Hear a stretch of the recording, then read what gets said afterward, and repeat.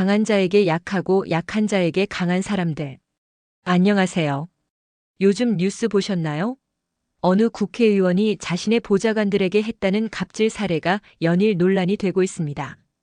사실은 우리 사회 전체가 오랜 시간 동안 이 갑질이라는 구조에 익숙해져 있었죠. 그런데 요즘에도 갑질이 일어나고 있으며 그것이 특히 입법을 하는 국회의원에게서 벌어지고 있었다는 것은 정말 참아서는 안 되는 일 아닌가요? 갑질을 참지 마세요. 갑질을 어떻게 우리 사회에서 사라지게 할 수 있을까요?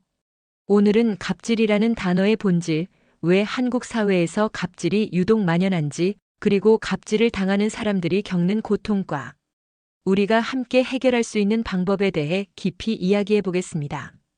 어디까지가 정상이고 어디부터가 갑질인가요?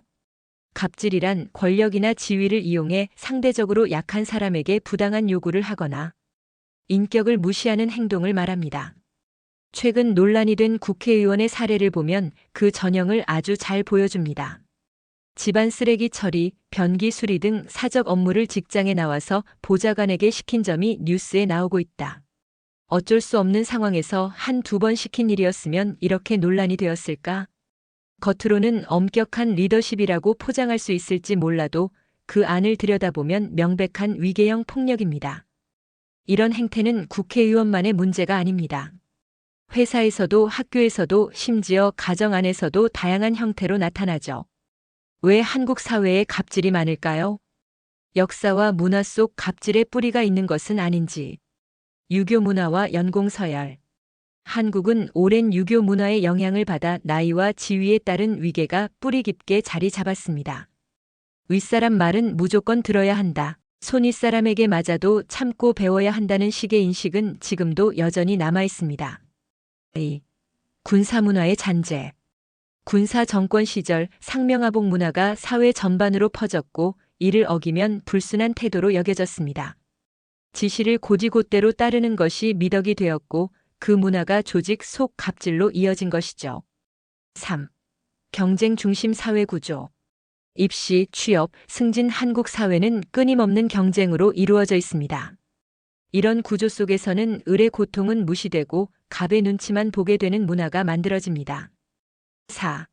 감정 표현 억제 문화. 한국 사회는 갈등을 피하고 감정을 억누르는 걸 예의라고 가르쳐 왔습니다. 문제가 생겨도 참으라고 하고 불편해도 말을 하지 못하게 하는 분위기.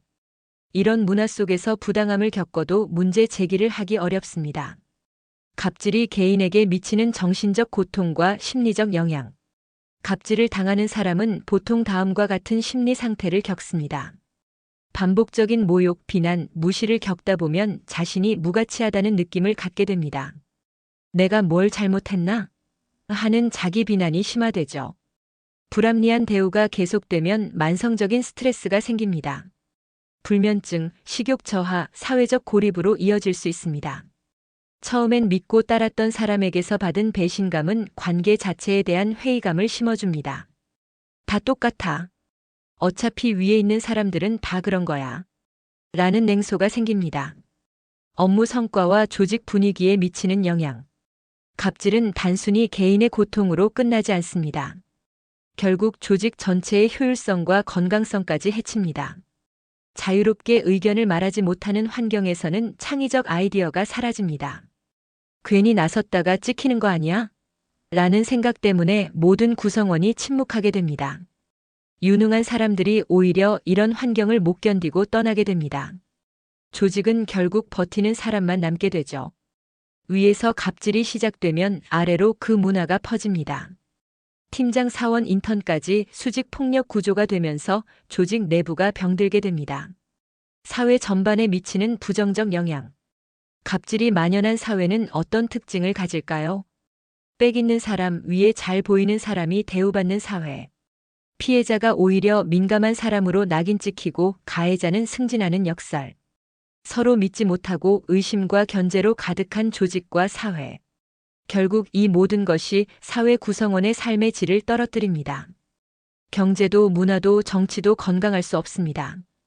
갑질을 당한다고 느껴질 때 우리가 할 수 있는 현실적인 대응 방법. 기록을 남기세요. 메신저, 이메일, 녹음 등 가능한 모든 방식으로 상황을 기록해 두는 것이 중요합니다. 감정의 문제로 보이던 일이 증거가 생기면 명확한 권리의 문제로 전환됩니다. 동료와 공유하세요. 혼자 고민하지 마세요. 같은 경험을 겪고 있는 동료가 있을 수 있고 함께 목소리를 내야 힘이 생깁니다. 외부 기관의 도움받기. 고용노동부, 국가인권위원회, 직장 내 괴롭힘 신고센터 등에서 상담 및 신고가 가능합니다. 내부 고발센터나 언론에 제보할 수도 있습니다. 이직과 탈출도 용기입니다. 무조건 참는 것이 능사가 아닙니다. 자신의 정신 건강을 지키는 것이 최우선입니다. 갑질에서 자유로운 사회를 위해 우리가 바꿔야 할 것들. 성과만 보는 조직이 아니라 사람을 존중하는 문화를 만드는 것이 우선입니다. 감정 조절, 소통 능력, 권한의 올바른 사용 방법을 리더들에게 교육시켜야 합니다. 갑질에 대한 명확한 법적 책임이 주어져야 합니다. 지금보다 더 강력한 제도가 필요합니다. 언론, 시민단체, 내부 고발자 보호 등 사회적 견제 장치가 작동해야 합니다. 여러분, 우리가 살고 싶은 세상은 어떤 곳인가요? 아무리 바쁘고 치열한 세상이라도 사람이 사람답게 존중받는 사회여야 하지 않을까요? 강한 사람에게는 굽실대고 약한 사람에게는 갑질하는 그런 문화는 반드시 끝나야 합니다. 우리 모두가 을이 될 수 있고 또 누군가에게 갑이 될 수 있는 세상에서 우리가 지켜야 할 가장 기본적인 가치는 존중 아닐까요? 이 영상이 누군가에게 작은 위로와 용기가 되기를 바랍니다.